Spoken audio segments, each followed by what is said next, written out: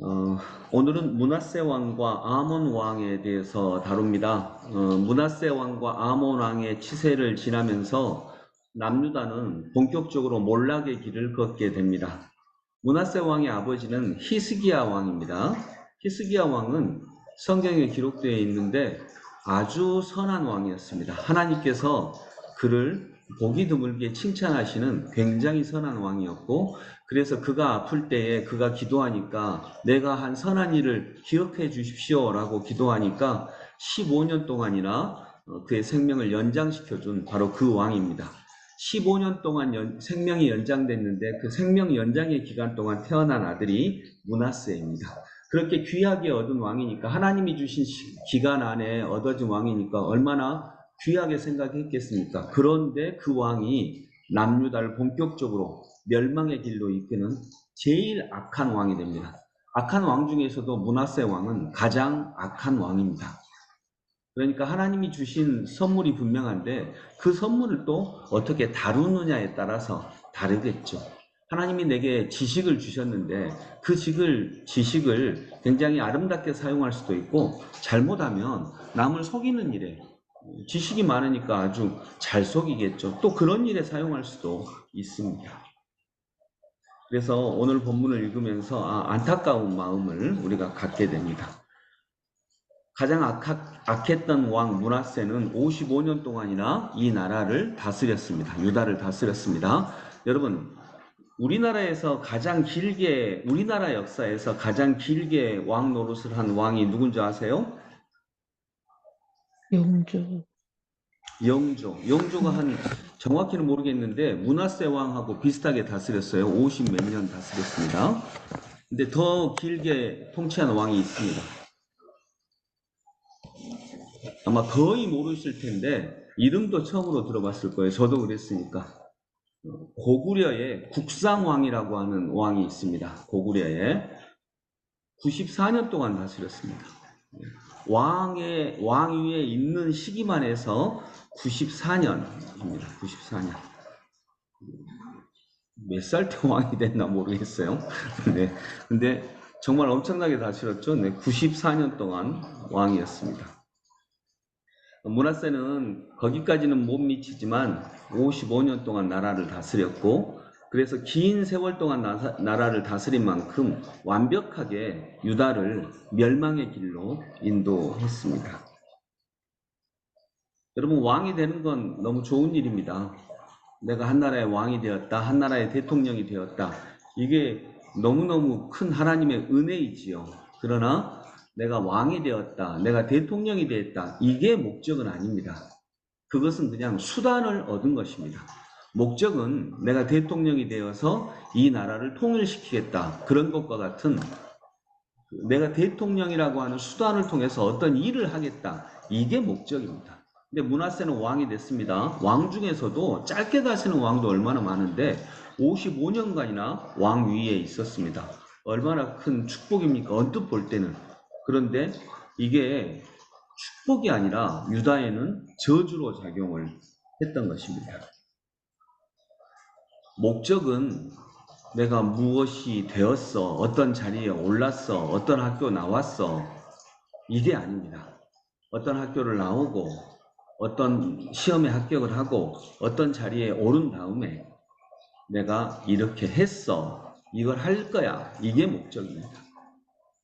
그런 면에서 보면 내가 그리스도인이 되었어, 이것도 목적이지만 이제 더 높은 목적을 찾으면 이제는 내가 그리스도인이 되어서 어떤 일을 할지, 그것도 중요한 목적이 됩니다. 또 내가 하나님의 은혜를 받아서 예를 들어 뭐 대통령이 되었다. 우리는 대통령이 되면 다 목적을 이룬 것처럼 생각을 하는데 그게 아니라 그건 수단이고, 이제 대통령이 되어서 내가 어떤 일을 했어, 이게 훨씬 더 중요한 목적입니다. 모세 같은 경우에, 모세는 그 당시에 히브리 남자 아이들은 전부 다 강물에 빠져 죽었죠. 나일강에 빠져 죽었습니다. 그런데 기록상으로는 모세만 살아남았죠. 이거 축복입니까? 아닙니까? 축복. 축복이죠. 네, 그리고 이제 이집트 공주에게 딱 섬김을 받아가지고 선택을 받아가지고 노예 출신인데 이집트 왕자가 됐습니다. 엄청난 축복이죠. 엄청난 축복입니다. 이 축복을 받았어요. 근데 성경은 그 축복에 대해서는 그렇게 이야기하지 않습니다. 뭐에 대해서 얘기합니까?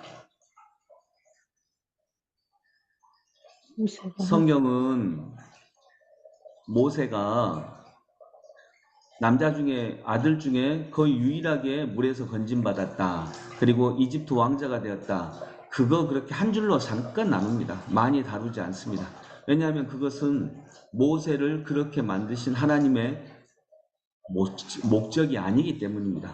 모세의 존재 목적은 죽어가고 고생하고 노예로 살면서 억압당하는 히브리 백성들을 살려내는 것, 이것, 자기하고 똑같이 물에 빠져서 헤매이고 있는 이스라엘의 노예들을 건져내는 것, 이것이 모세의 존재 목적입니다.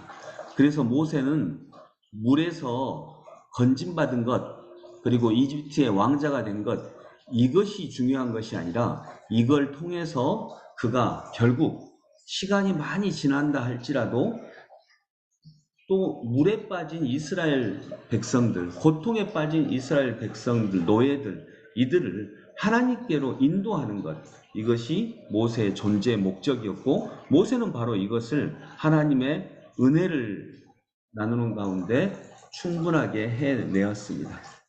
그래서 성경은 바로 그것에 대해서 기록합니다.